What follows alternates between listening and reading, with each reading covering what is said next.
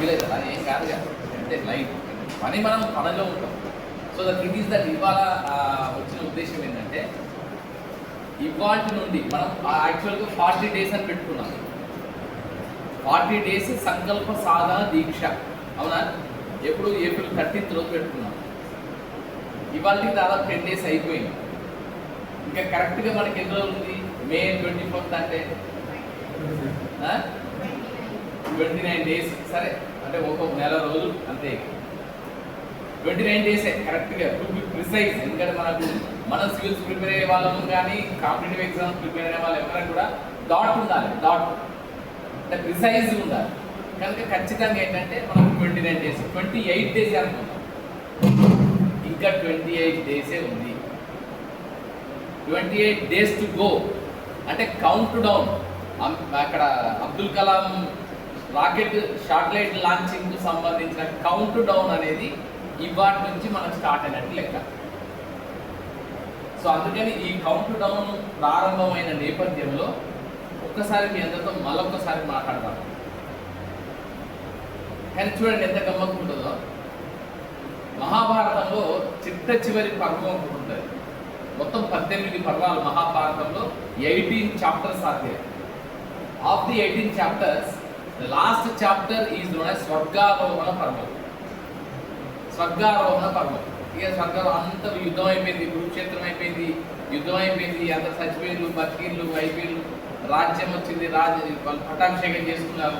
లాస్ట్కి వచ్చిన తర్వాత 5 పాండవులు అండ్ ద్రౌపది, ఈ 6 మాత్రమే ఇక మనం హిమాలయ పర్వతాలకు వెళ్ళిపోదాం సర్వసంగ పరిత్యాగంగా, అంటే అన్నీ వదిలేసి, అంటే అధికారము, రాజ్యము, ఆభరణాలు, ఆయుధాలు అన్నీ వదిలేసి వెళ్ళిపోదాం అంటే బయలుదేరితే వెళ్తున్నప్పుడు హిమాలయ పర్వతాలు ఎక్కి వెళ్ళాలి, పైకి ఎక్కి వెళ్ళాలి. వెళ్తున్నప్పుడు ఇక ఒకరొకరు రాలిపోతూ ఉంటారు. లాస్ట్కి ఒక ధర్మరాజు అండ్ కుక్క మాత్రమే ఉంటుంది. కుక్క వెంటబడుతుంటుంది వాళ్ళతో పాటు. ఆ కుక్క ఎవరని తెలుస్తుందంటే లాస్ట్కి యమధర్మరాజు ఈజ్ ద శునకం అని తెలుస్తారు. ఇది కథ. సో ఇక్కడ అది స్వర్గారోహణ పర్వం, ఇక్కడ మనది సివిల్స్ ఆరోహణ పర్వం. సివిల్స్ ఆరోహణ పర్వం 9 నెలల క్రితం, 10 నెలల క్రితం 150 మంది ఉన్నారు ఇదే రూమ్లో, అవునా? 150 మంది ఉన్నారు ఇదే రూమ్లో. కిక్కిరిసిపోయి ఉండొచ్చు బహుశా. అప్పుడు 6 నెలలైంది, 80కి వచ్చింది, లేదా 100 మందికి వచ్చింది అనుకో. మళ్ళీ ఇంకొక 7 నెలలైంది. నేను వచ్చిన వరకు అయితే ఖచ్చితంగా 60 మంది మాత్రమే ఉన్నారు, అవునా? అంటే ఈ 60 మందే నిలబడేవారు, చిట్ట చివరి వరకు ప్రస్థానాన్ని గెలిచేవారు. ఈ 60 మందిలో ఇది ఇప్పుడు 40 రోజుల కథ. ఇది 40 రోజుల్లో ఇప్పుడు 30 రోజులకు వచ్చేసరికి ఇంకొక 10 మంది పాపం అనివార్యంగా వేరు కారణాలు, చెప్పలేము ఎవరెవరికి ఏ కారణాలు ఉంటాయో తెలియదు. సో ఒక 10 మంది కొంచెం తగ్గే అవకాశం ఉంటుంది. అంటే దాదాపు 50 మంది. ద బెస్ట్ 50, సూపర్ 50, సూపర్ 30 లాగా సూపర్ 50. సూపర్ 30 ఎవరిది? ఆనంద్ కుమార్. ఎస్, ఆనంద్ కుమార్. హృతిక్ రోషన్ సినిమా తీశారు దాన్ని. Mrunal Thakur first cinema. మృణాల్ ఠాకూర్ అంటే సీతారామన్ వీళ్ళందరూ చూశారు కదా. హాయ్ నాన్న, హాయ్ నాన్న. ఆ అమ్మాయి వల్ల ఫస్ట్ సినిమా డెబ్యూ మూవీ ఈ సూపర్ 30. సో అది ఆనంద్ కుమార్. అట్లనే మనకు సూపర్ 50 ఇది. సరే, ఈ 30 రోజులు 28 రోజులు అంటే చివరికి వచ్చేసరికి బహుశా సూపర్ 30 ఉంటారు అనుకుంటున్నాను, నాకు తెలియదు. You proved me wrong. నన్ను మీరు తప్ప నిరూపించాలి. నేను 30 అనుకుంటున్నా, లేదా 50 అనుకుంటున్నా. మీరు మేము 50 మంది రాసి చూపిస్తాం సార్ అన్నారు అనుకోండి, అప్పుడు my assumption will become disprove. So అందుకని మీరు అందరూ కూడా రాయాలని కోరుకుంటున్నారు. 30 days ఉంది, 28 days ఉంది. సో అందరు రాయాలని కోరుకుంటున్నాను. సెకండ్ థింగ్ ఏంటంటే, అందుకే ఎందుకంటే ఇది సర్కారంలో పర్వం ఏం చెప్పారంటే పోతున్నప్పుడు కొంతమంది వేరు వేరు కారణాల వల్ల కొంచెం వెనకం చేసే అవకాశం. దాంట్లో వెనకం చేసే అవకాశాల్లో ఫస్ట్ అండ్ ఫోర్మోస్ట్ అవకాశం ఏంటంటే పోస్ట్పోన్మెంట్.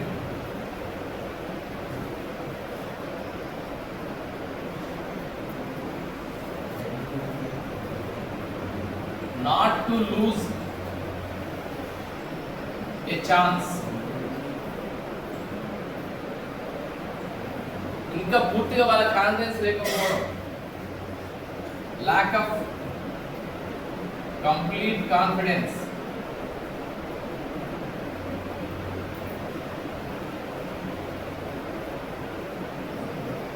health problems లేదా అన్ఫోర్సీన్ ఈవెంట్స్. ఇవే మీరు 100 అనుకుంటే 100 మంది తగ్గడానికి కారణాలు ఇవే ఉంటాయి, ఇంతకు మించి ఉంటాయి. ఇక అయితే పోస్ట్పోన్మెంట్, ఇప్పుడు బాస్ లాస్ట్ నెక్స్ట్ టైం చూసుకుందాం, next time better luck next time అంటాం కదా. ఆ బెటర్ లక్ నెక్స్ట్ టైం అనేది ఎప్పటికీ బెటర్ లక్కే ఉంటుంది కదా. ఫస్ట్ థింగ్ అదే ఉంటుంది. సరే ఇప్పుడు చేసినాం, బాగా స్టడీ చేసినాం, బట్ నెక్స్ట్ టైం చూద్దాం. రెండవది not to lose A chance. అరే ఎందుకంటే ఒక ఛాన్స్ ఎందుకు మిస్ కావాలి, ఇది మనం రాస్తే అటెంప్ట్ చేసినామంటే ఒక ఛాన్స్ మిస్ అయినట్టే కదా. సో అందుకని we don't want to miss the chance. So అనేది ఒకటి, రెండవది ఉంటుంది. మూడవది ఏముంటుందంటే ల్యాక్ ఆఫ్ కంప్లీట్ కాన్ఫిడెన్స్.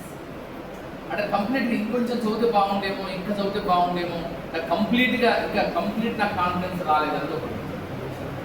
ఇంకొకటి ఏముంటుందంటే హెల్త్ ప్రాబ్లమ్స్. మనకు తెలియదు కదా, మనం తిన్న ఫుడ్ వల్ల లేకపోతే క్లైమేటిక్ కండిషన్స్ వల్ల వేరు వేరు కారణాల వల్ల కొంచెం హెల్త్ సహకరించకపోతే లాస్ట్ మూమెంట్లో మన ప్రవీణ్ చెప్పాడు కదా, దైనంపల్లి ప్రవీణ్, ఆయన తెల్లవారితే ఎగ్జామ్ ఉంది యూపీఎస్సి, నైట్ వాళ్ళ నానమ్మ చనిపోయింది.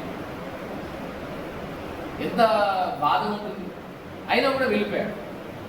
సో అది వేరే విషయం. అది వెళ్ళిపోయాడు, rest is history, the remaining part has become a history now. ఒకవేళ ఇక్కడ అందుకే నేను ఆల్ ద టైం చెప్తుంటాను, బ్రెయిన్ హార్ట్. ఇక్కడ మనం సివిల్స్ కోసం ప్రిపేర్ అయ్యే ప్రతి ఒక్కరూ బ్రెయిన్తోనే ఆలోచించాలి, ఏదైనా హార్ట్తో ఇప్పుడు వస్తుంది. మీరు సెలక్షన్ వచ్చిన తర్వాత బ్రెయిన్ని క్లోజ్ చేయండి, హార్ట్ని ఓపెన్ చేయండి. హార్ట్తో ఆలోచించినట్టయితే కనుక ఎమోషన్ కదా, హార్ట్ ఏం చెప్తుందంటే రిలేషన్షిప్స్, ఎమోషన్స్, మన అనుబంధాలు, సంబంధాలు, బాంధవ్యాలు, మన ఫ్రెండ్, మన అమ్మ, మన నాన్న, మన ఇవేదో ఉంటాయి అవన్నీ. కనుక వాడి కోసం ఏదో చేయాలి, అయ్యో మా నానమ్మ కదా అని వెంటనే స్పందిస్తుంది, గుండె కన్నీళ్లు కారుస్తుంది, ఏడుస్తుంది, వెళ్తుంది, పరిగెత్తుతుంది. కానీ ఎప్పుడైతే హార్ట్ కాకుండా బ్రెయిన్తో ఆలోచించినావో, నా నానమ్మ స్వప్నం ఏంటి, నా నానమ్మ కళ ఏంటి, నన్ను ఒక ఆఫీసర్గా చూడాలనుకుంది, నన్ను ఒక ఐఏఎస్ ఆఫీసర్ చూడాలనుకుంది. ఆమె చనిపోయినప్పటికీ ఆమెని నిజంగా నేను వెళ్ళి ప్రత్యక్షంగా ఆమె కర్మలో పాల్గొనడం కంటే, అంతిమ క్రియలలో పాల్గొనడం కంటే, ఆమె కళని, ఆమె స్వప్నాన్ని, ఆమె లక్ష్యాన్ని నేను సాకారం చేయడమే ఆమెకు నేను ఇచ్చే నివాళి, ఆమెకు నేను ఇచ్చే నీరాజనం, ఆమెకు నేను ఇచ్చే కానుక అని అనుకున్నాడు. ఆ ఒక్క డెసిషన్ టోటల్గా చేంజ్ చేసింది. చూడండి,